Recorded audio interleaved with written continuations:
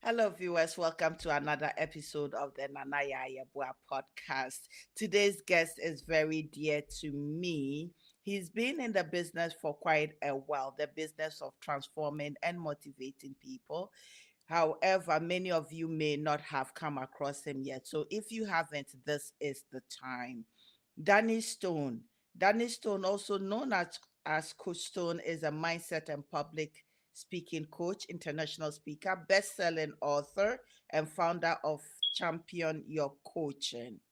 He has appeared on national TV and radio programs and publications across North America. He is also a podcast host, The Grind and Gratitude Show, and has reached listeners in more than 60 countries. Costone is on a mission to guide people to unleash their inner champion and create a life they love. And that is exactly what he brings to us here on the Nana Yayabua podcast. Wherever you're listening, please do not forget to subscribe. Coach Danny Stone. That's I right. am Danny Stone. Coach Stone Is is in in the the building. What's building. going on? Thank you, Hey. Nana Yaya Boa. So happy to be here on your show. Love your energy. Thank you so much for having me. Thank you, my brother. You are blessed, and I can feel your blessing with the new me. That's right. We That's right. need to power through this to power through 2025. Yeah. So, coach, you got a lot on your plate. A few things. A few A few, things. no, a lot. But we're going to start with a few. Yeah. Yeah. so so guys, we are in the studio with Coach Danny Stone, and Danny Stone is going to delve in and tell us a little bit more about who he is through this conversation, and not just the bio that was read off. There is more to him. What was growing up like for you? Growing up was very interesting. My grandparents immigrated here to Canada from Jamaica in the 1960s.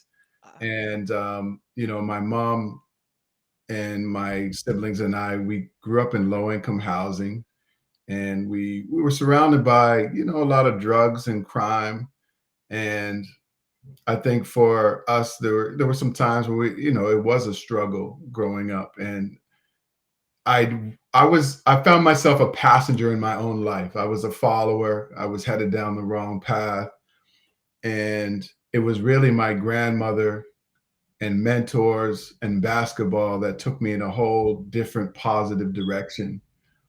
But, growing up in that environment, it's not what people think. Like there was so many great times, living in the neighborhood. There was so many great times with friends and family and get-togethers.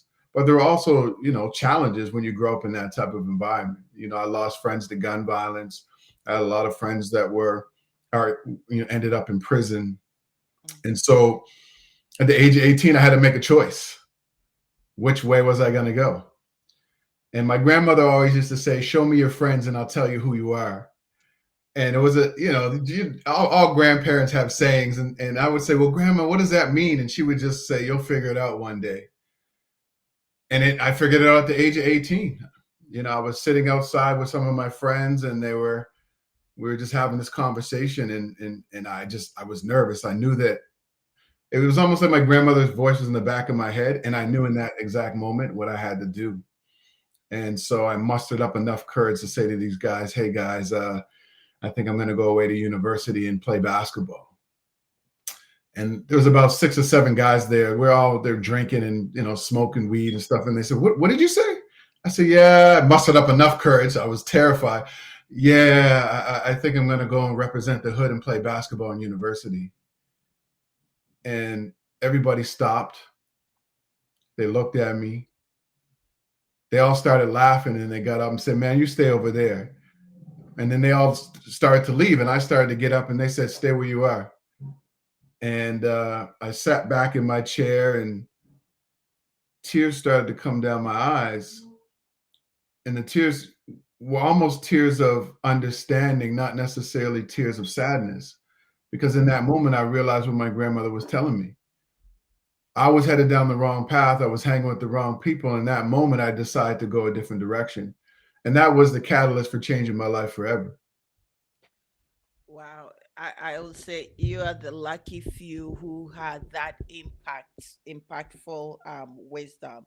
So as I was going through a book you co-authored with Yep. Jeff Martin, Yeah. Jeff Martin, Knew Me. I came across your grandma's lessons. So guys, by any chance, if you get the opportunity, get a copy of this book, New Me, and grandma's lessons are in there. And I briefly summarized it. If you hang around with criminals, You'll be a you criminal. you'll be be careful who you tell your goals to and your goals and dreams. And if you hang around negative people, you become negative. Mhm. And I don't think we hear that enough from our elders, and how it's also delivered for our young people makes it whether they accept it or they actually rebel against it. This is a general question because there are various views or mindsets around black men growing in low income areas, or quote unquote the ghetto areas. Mhm. Say in the Scarborough area, Rexdale, Etobicoke, the Jane and Finch area. Like it is that is it. Um, what is the best advice you have for people coming into the country, new immigrants settling in those areas, and young people living in those areas? Some of the things that you did differently that helped you, aside from your it clicking, help you getting out and being Coach Danny Stone that you are today. Yeah, I would tell anybody, any new immigrants or anybody living in those communities, there's three things that really changed my life and puts a lot of people on a different trajectory. Mhm. The first thing is, don't believe the lie about the neighborhood that you grow up in. You're not a product of your environment. You are a product of your thinking. That is a lie. When you say I'm a product of my environment to justify negative behavior and going down the wrong path, it's a lie, because most of the people who grow up in those neighborhoods and who live in neighborhoods that may be challenging or have some difficulties with crime and violence are high functioning productive citizens. It's only a small number of people in those communities who are actually involved in criminal activity. So that's a lie. You're not a product of your environment, you're a product of your thinking. Because if you were a product of your environment, it would be the opposite. A majority of people who live in those communities would be headed down the wrong path and not doing the right thing. And it's the opposite. So what you have to understand is that's the first lie that we understand about growing up, is that you're a product of your environment. No, you're not. You're a product of the way that you think. The second thing I learned is you got to connect with mentors and people who can inject positivity in you and see something in you so that you can borrow their belief until you can believe in yourself. I had to borrow my grandmother, my coaches, mentors' belief in me until I could believe in myself. And I think for a lot of us, when we don't see a positive future and we don't have hope and we don't understand our skills and how we can use them to impact others, we get discouraged and we're relying on our willpower. And other times you have to listen to your family members, listen to your friends, your coaches, your mentors, and listen to what they see in you and borrow that belief until you can believe in yourself. And then the third thing I had to realize was I had to stop the lies that I was telling myself about limiting beliefs. I'll never be able to do this because I grew up in this neighborhood. I'll never be able to achieve these goals. I'll never own a home. Those were all lies that I was telling myself because I couldn't see a better future. And so instead of saying I'm a passenger and life is happening to me, I had to decide to become the driver of my life. A lot of people are passengers in their life. You sit in the passenger seat, you let things happen, and then you get down on yourself because things are happening to you instead of you taking the reins and deciding that you want to do something different, shift your mindset, connect with people who have already done it, and become the driver of your life. So, those are three things that I would say to any individual who's not only living in a challenging neighborhood, but may have going through a difficult time right now, maybe struggling in some area of your life. That's what I would say to you. Beautiful. Thank you. Oh, wow. That is why he is the coach that we have in the building today. Man, I sometimes I wish when I immigrated here almost 3 decades ago, we had the opportunity to have conversations like this. Mhm. But for some of us, and I shared that my story a lot, it was a matter of seeing the I think the portrayal of black people around the area that I came to settle, and refusing to be like any of the young women or to stay there. I, I felt like, no, that whatever it takes, I need to get out of that environment, Yeah. which I did. But I still lived and worked in there for a long time, but I never felt like this was, the place for me. Now, from a male perspective, because I'm female, so it's different for me. And I often ask you guys, because I have a young black boy, and this is by chance a mentorship from afar for him when I ask these questions.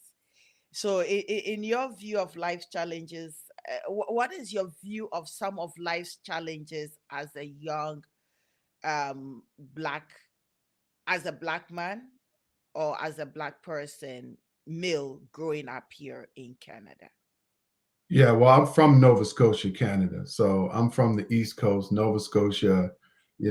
My father's side of the family has been in Canada before it was even a country, Oh, and so Africville. that's right. We go back, some of the original black settlements to Canada. That's my father's side of the family, North Preston, Nova Scotia, Yes. and my mother is from Jamaica. So my experience growing up in Nova Scotia was, aside from growing up in the neighborhood I grew up in, we faced a lot of racism.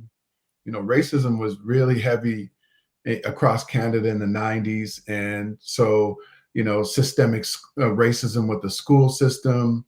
The police used to stop and ask us for information all the time. So we had to deal with all of those things. And then, back then, all of our parents used to tell us, if you're going to be at any white person's home, everybody gets that talk about how to behave and make sure nothing goes missing because you'll be accused. And so growing up was very interesting and confusing for me as a young black boy because of systemic racism, because of outside forces and discrimination because of the neighborhood that I grew up in. And so there was a lot of challenges trying to do the right thing. But it was really, like I said, it was really sports and mentorship that helped me to break through that. And I think a lot of things too is exposure to things that you're not exposed to. Because the problem with a lot of us is we see the world in the neighborhood that we grew up in, but there's a whole world outside of that. And that world outside of the neighborhood that we grew up in, there's a lot of possibility. But if you don't explore and you don't go outside of that neighborhood, you don't see it.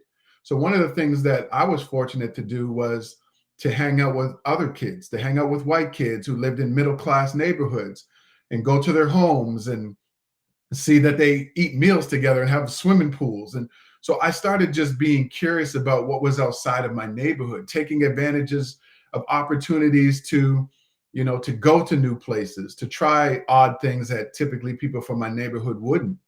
And that exposure opened me up to possibility. And I think for a lot of us, there's three phases you have to go through if you're trying to see a better future for yourself.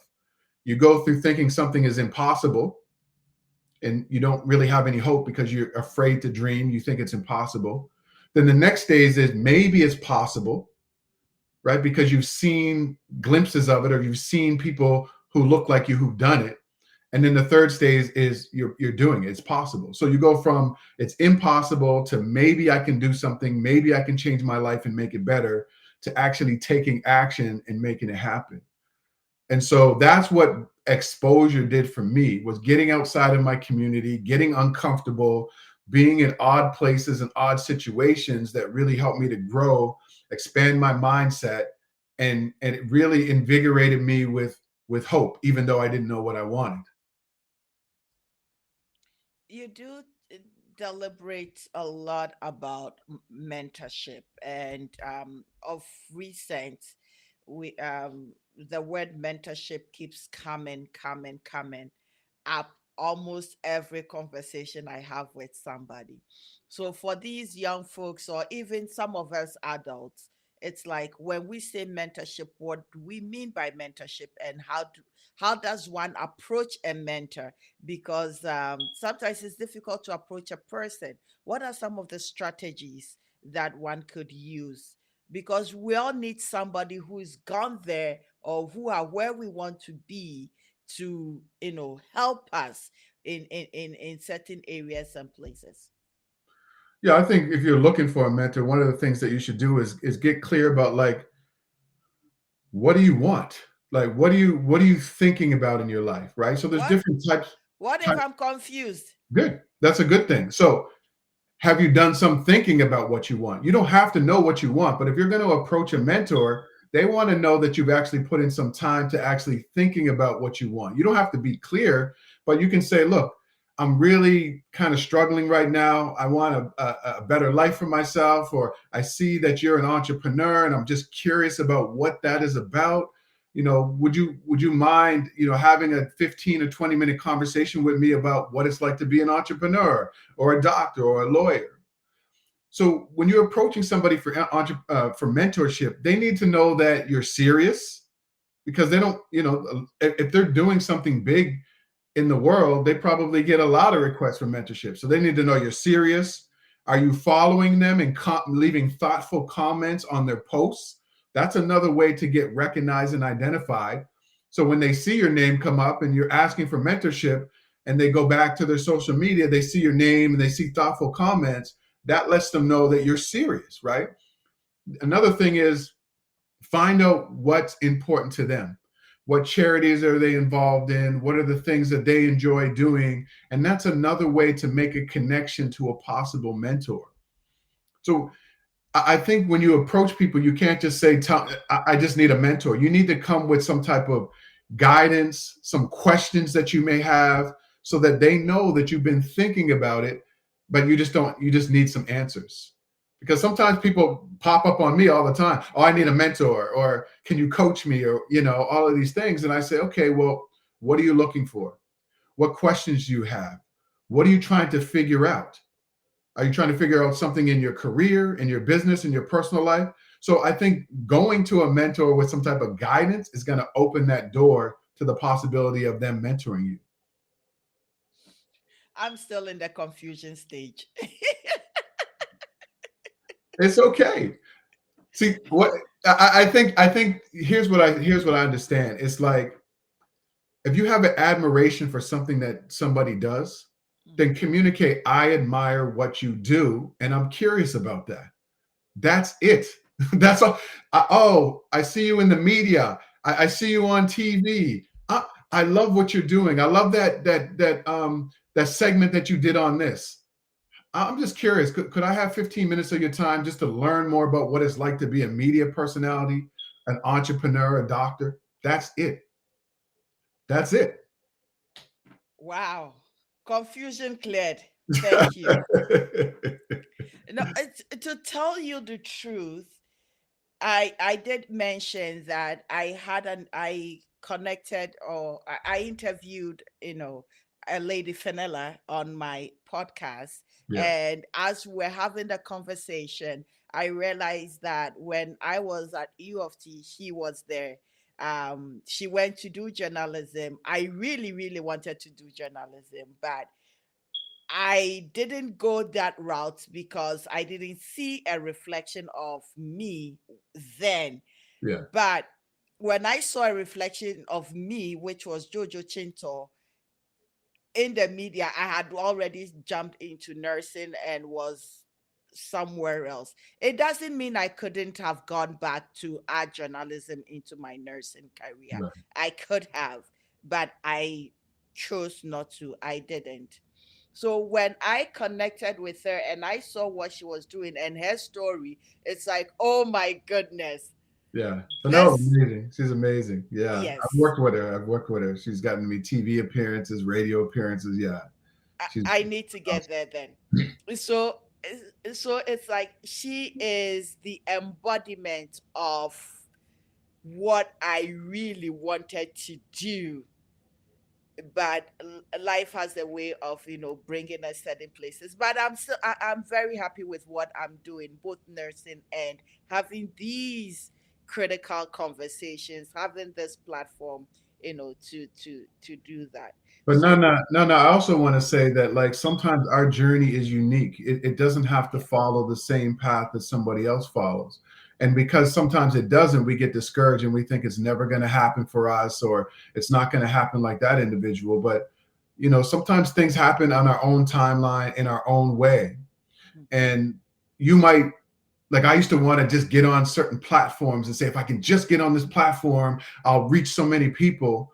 And I had to stop thinking that way because my path is different than other people. Some people are Yes. going to resonate with me more than Tony Robbins or more than Les Brown. Yes. And I love both of those guys because they've been mentors to me. But I had to realize that my path and my journey is different. And I'll arrive at a, there's no arrival place, but building my journey is going to look a lot different than other people. And I didn't always know that. Right. So I think the way that you got here, the impact that you're making is the way that you were supposed to get here. And your journey is going to continue in a different way. And it's great to be inspired by other people. But I think Mhm. sometimes we just compare ourselves to other people, and no one can compare to any of us. We have our own unique journey. We're impacting people in ways we don't even know because most of the time people don't tell you. So Yes. if we just stay focused on where we're going and our why, the how is always going to expose itself. The opportunities are always going to flow in our direction. So I just wanted to say that to you. I thank you. Thank you. I, but she's still my mentor. Oh yeah, no, I She's agree. She's I, amazing. I'm still Definitely, her big fan. definitely. So am I. So am I. So let's get to work or your business. Okay. So from youth 18, you said enough of this. I am going to university. I am Mhm, going to play basketball. mhm. And you get into university. What was that journey? Um, school was kind of easy for me, but I think because of teachers trying to discourage me, I never thought that I was sort of academically sound. Somehow I found myself in university. I got there and it was kind of overwhelming. Um, but I had a lot of guidance and tutors and people kind of helping me out. So I was making my way. And my first year of university, I did okay in academically and in sports. I got rookie of the year for my team. I played at St. FX University in the East Coast in Canada. My next year was the same thing. I was making my way through university, but something kind of hit me. My grandfather got ill, and I kind of had to step back from university to kind of help take care of him. And when I did that, I realized, you know what? Like, university is not for me. It's just not for me. Like, I can make a great impact in the world, and it doesn't really depend on a degree. So at that point, I started doing a lot of community work. I became a job search coach, started helping people find jobs. Then I started working for this employment center and really started becoming a career and a life coach at like 25. So people would walk in like, and this place was a one-stop shop for anybody who was looking for work. So people who'd been on social assistance were looking for work. let go from their jobs, starting a business, out of prison, people who had been physically abused who were getting their life back. It was a lot of people. And so they would walk into the office and they would be like, who is this 25-year-old trying to give me advice about getting my life together and careers? And so I would have to listen and understand and then break through this barrier of I'm just a 20 something year old kid. What advice would I have? But what happened was just through active listening and my, little bit of experience in life that I had, I Mhm. started just sharing things and people would listen, twice my age.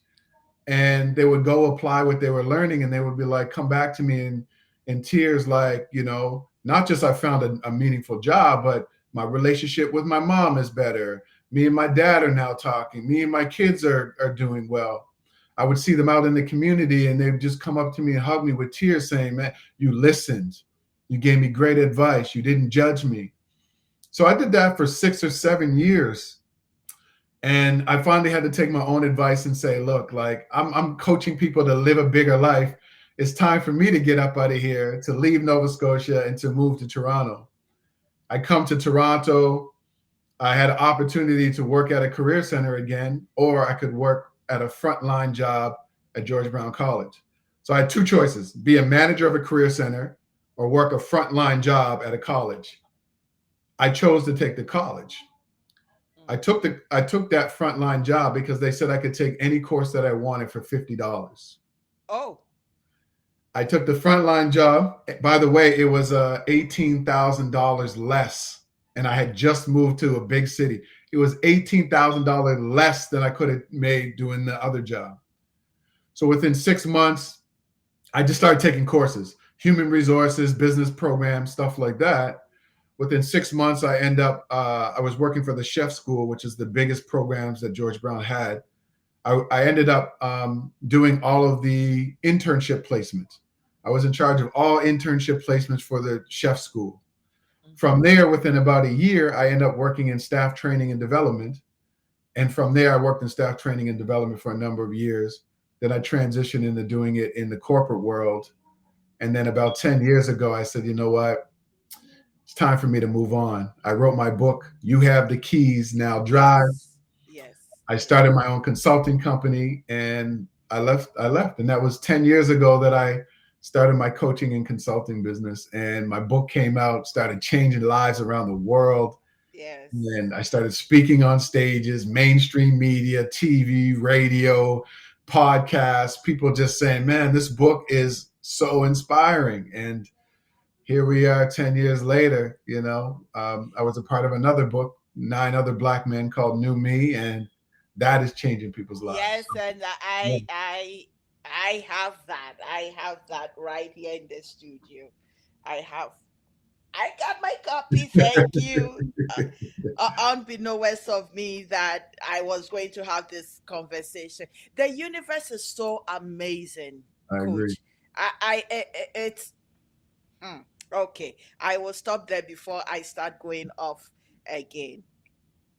But many of us work in some areas, many areas that sometimes you happen to be the only black person or one of a few Mhm. black people in there, and then we look around, we ask ourselves, do I belong here? Yeah. The Uh, imposter syndrome. Help us break it. Listen, Nana, that's been my whole career. I work in human resources. Human resources is 90% women or more. So you can imagine that's just women, very few men, and then like hardly any black men.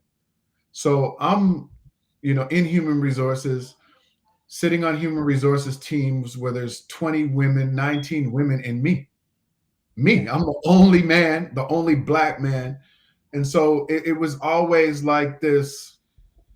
It was I was comfortably uncomfortable in that situation because I was the only man, I was the only black man.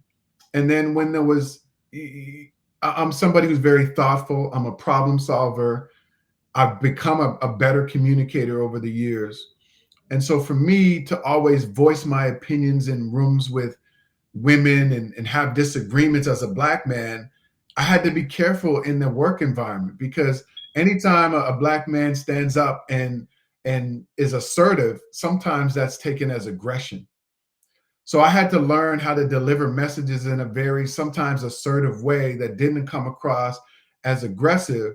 And what happened is I really had to heighten my emotional intelligence. Emotional intelligence is an awareness of your emotions and how you're perceived by other people, and how other people, react to what you're saying.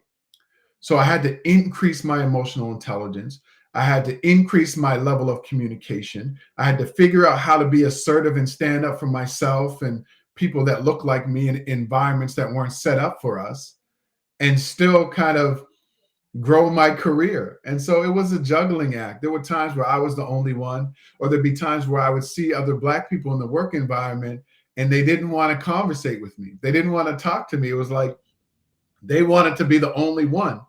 And then when they found out what I did, that I was in control of the tuition assistance budget, or I was the person they had to come to for training, then they would say, "Oh, well, hey, Danny," then that relationship, they would try to start that relationship. So sometimes you had to deal with that with other black people within the corporate world as well, like trying to shun you and not connect with you because of whatever, biases they have. Wow, that is so sad. That is so sad.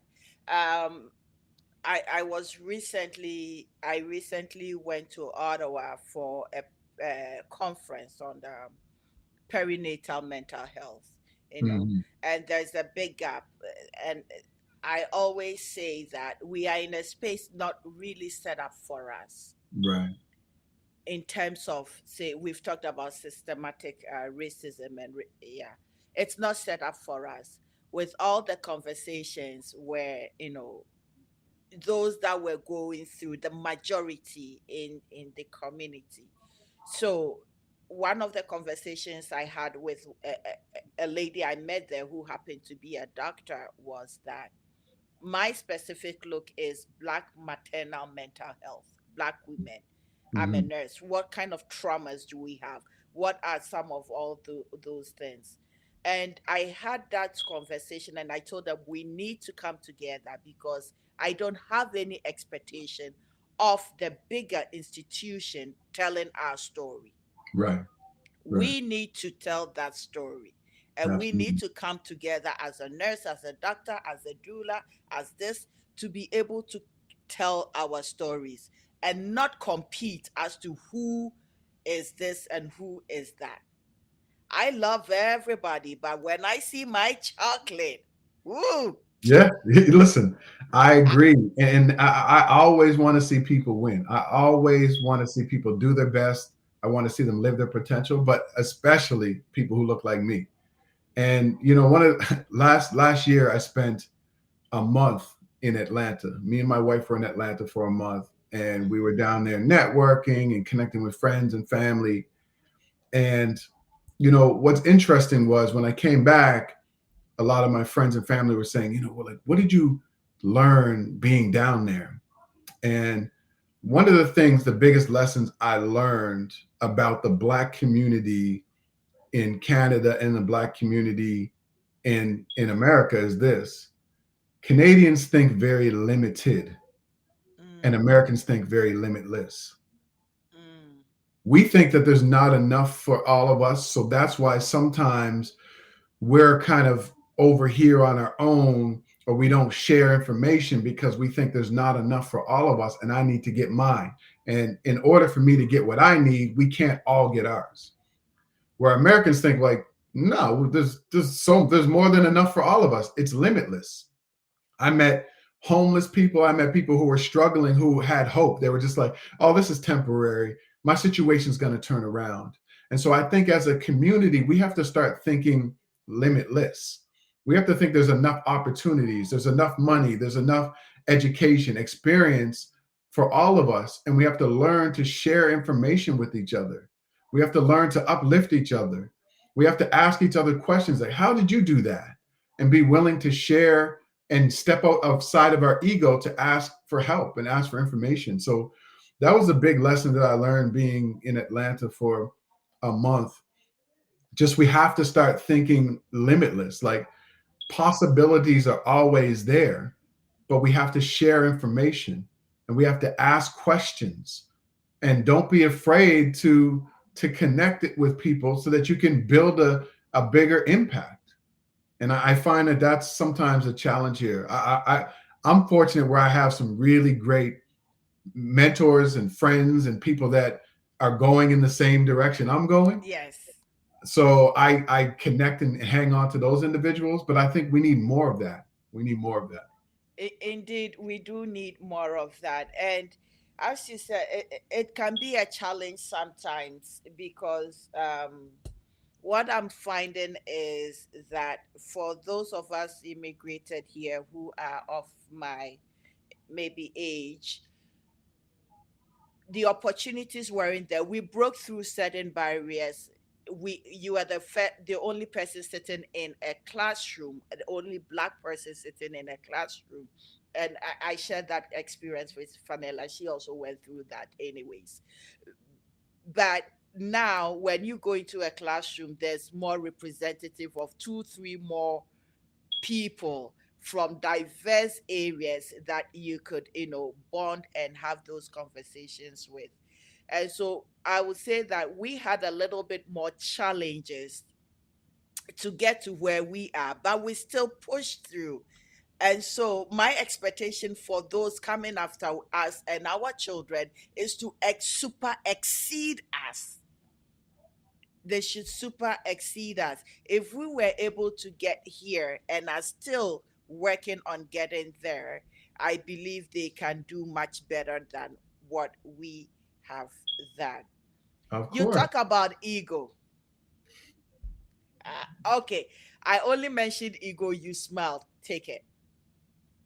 No, for me, I'm not even going to talk about anyone else, but my ego has stopped me from just being more of who I could be. My ego got in the way of me asking for help in times when I needed help. My ego got in the way of me, trying to be in uncomfortable situations. My ego got in the way of me pushing myself because I was afraid to look stupid or I was afraid to fail. And I think the ego just gets in our way because we look at people and we admire them, and you should. Sometimes you should admire people, but you don't know how much of their ego they had to put aside to get where they are. You don't know that they might have been sleeping in their car for 2 years. You don't know people's backstory. Yes. And for me, that's one of the biggest things that I had to learn to do. And I'm still working on that. I'm still working on being able to ask for help. Sometimes I'm just like, you know what? I'll do it myself. I'll struggle and then, then I got to take the ego and say, look, you sit over there. Let me go ask someone to help me move, or help someone to help me, with my workout routine or whatever it is. So it's a challenge ongoing, but what we have to understand is people who do amazing things in the world, people who live their potential, they all have to put their ego aside. They all ask for help, and none of them do it alone. So it's something that we need to learn. So I had to learn, and I'm still learning. Oh my goodness. Sometimes I think I am egoless, but I realize that no, it's still there, and it's part of the problems I also face. The challenges that comes with it. Um, so let's talk about purpose. Trying to find purpose. Maybe you and I have figured out a way to get to where we are going. And if somebody is beginning in their lives, or it doesn't matter their age, how do they find their purpose, and what are some of the strategies they could use to find their why along the way? Yeah, I think your purpose can shift over time, and sometimes it does. But what I would say is, we're told a lot of lies when we're young, a lot of lies that we believe. I spoke. My good friend Jeff A.D. Martin. He had a, Yes. a series called the Disruption Speaker Series, where four of us went and we did 2 10-minute speeches. And one of my speeches was called "Stop the Lies, Speak the Truth." And in that, I said that we're told a lot of lies when we're young, and things that we believe. And one of the biggest mistakes that I find that a lot of parents make, and they don't, not, it's not even their fault, it's just something that we do, is that when you ask your kids, what do you want to be when you grow up? Well, how would they have any idea, right? They don't know, just other than what they see. And so when we plant that seed of you being one thing for the rest of your life when you grow up, that stays with us forever. And that's why you have people who've been working in their jobs for 10, 15, 20 years who still don't know not only what they want to do, but how they want to serve the world. And so I think a better question to ask young people, and this is going to come into play with us as adults, is what are you curious about right now? What lights you up? What are you excited about? And that's a great starting place. And so I think for a lot of people who are trying to find their purpose and find meaning, it's like, what lights you up? What are you really passionate about? What problem do you want to help people to solve in the world? And you start to think about that. And then the other questions you ask yourself are, what do people come to me for advice for? What do people say that I do really well? What do I do really well the easiest with the least amount of effort? And you start asking yourself those 4 or 5 questions, and then you start just continuing to be curious. In my book, You Have the Keys Now Drive, I say you need to have the discipline to follow your curiosity. That's how you start to find more your purpose and your meaning. Have the discipline to follow your curiosity. What do you want to know more about? What are you excited about? What problem do you want to solve? How do you want to serve and help people in the world? And you just keep going down that path. And what will happen is things will start to come together, right? You just become a detective and you investigate, you try things, and you start to get sort of excited. And that will lead you down the path to maybe finding something that you maybe your purpose. Whoa, that was excellent. And I am not going to add anything extra to it. Otherwise, I'll mess up the flow. Guys, we've been talking to, oh my goodness, Coach Stone. I am Danny Stone. So, what you've learned about mentorship. Do not be a passenger in your life. Learn to communicate. And he's asked, what lights you up? There is a lot of information that he has given us. Coach, where can one find you? Yeah, well, the great thing about finding me is my name is I am Danny Stone on every single platform. That's my website, I am Danny Stone. And yeah, you can definitely find me there. You can also find me on the Grind and Gratitude Show podcast, wherever you listen to podcasts. I'm easy to find, pretty easy to find. Thank you so much. Thank you for taking the time to be with me in the studio and with my audience out there. Thank you once again, and God bless you. Thank you Guys, so you've been much for listening. having me here. Thank you. I really You are appreciate it. most welcome. Guys, you've been listening to the Nanaya Yabua podcast, and it's been such a pleasure. Thank you very much. I can see our our subscription is growing. Thank you. Keep listening, and so that I can be able to bring, informative people such as Coach Stone to share with us freely, free consultation, his knowledge, his experience, and expertise. And he will be back on the show. So that one for sure, for sure, for sure. Okay, have a good day.